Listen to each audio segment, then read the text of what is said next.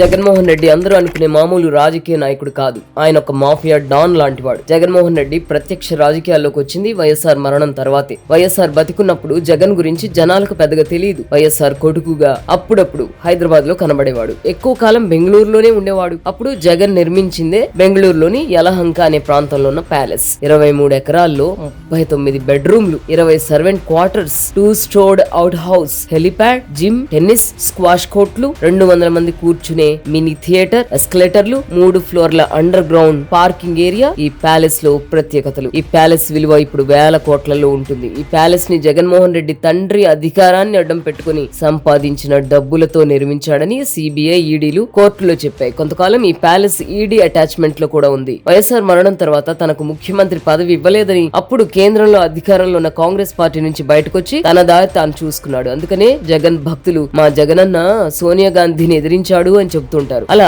అప్పుడే జగన్ అనే అతని గురించి జనాలకు తెలిసింది. మళ్ళీ 2012లో 43,000 కోట్ల అక్రమోస్తుల కేసులో అరెస్ట్ అయి చెంచల్గూడ జైల్లో 16 నెలలు జైలు జీవితం గడిపిన ఒక ఆర్థిక నేరగాడుగా జనాలకు తెలుసు. 2014 ఎన్నికల్లో తండ్రి లేని బిడ్డను నన్ను అన్యాయంగా జైల్లో పెట్టారని చెప్పుకొని నన్ను ముఖ్యమంత్రిని చేయండి అని వేడుకున్న రాజకీయ నాయకుడిగా జనాలకు తెలుసు. 2014-19 మధ్య ఒక్క ఛాన్స్ ఇవ్వండి అంటూ 3,648 కిలోమీటర్ల పాదయాత్ర చేసిన నాయకుడిగా జనాలకు తెలుసు. 2019-2024 మధ్య ప్రజలు ఇచ్చిన అధికారాన్ని తన స్వార్థానికి, తన సంపాదనకు, తన కక్ష సాధింపు చర్యలకు వాడుకున్న ఒక అవినీతి, అరాచక రాజకీయ నాయకుడిగా జనాలకు తెలుసు. 2024లో ఓడిపోయిన తర్వాత రాష్ట్ర అభివృద్ధిని పదే పదే అడ్డుకుంటూ రప్పారప్పా నరికేస్తామంటున్న నాయకులను, కార్యకర్తలను రెచ్చగొడుతున్న ఒక ఫ్యాక్షనిస్ట్ నాయకుడిగా జనాలకు తెలుసు. ఒక వ్యక్తిలో అన్ని డిఫరెంట్ ఫేజెస్ మనం ఇంతకు ముందు చూసి ఉండకపోవచ్చు. అందుకనే జగన్ అంటే వైఎస్ఆరే భయపడేవారు అంటారు. వివేకానంద రెడ్డిని తన కోసం ఎంపీ పదవికి రిజైన్ చేయమంటే చెయ్యనని అన్నందుకు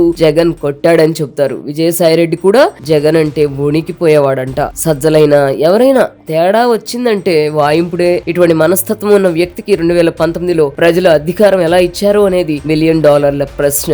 మళ్ళీ ఇప్పుడు 2029లో నేనే సీఎం అంటున్నాడు. అవినీతి పరుడు, అరాచకవాది అయిన జగన్మోహన్ రెడ్డికి 2019లో ఒకసారి అధికారం ఇవ్వడమే గొప్ప విషయం. ఈ జన్మకి దాంతో తృప్తిపడు జగన్మోహన్ రెడ్డి.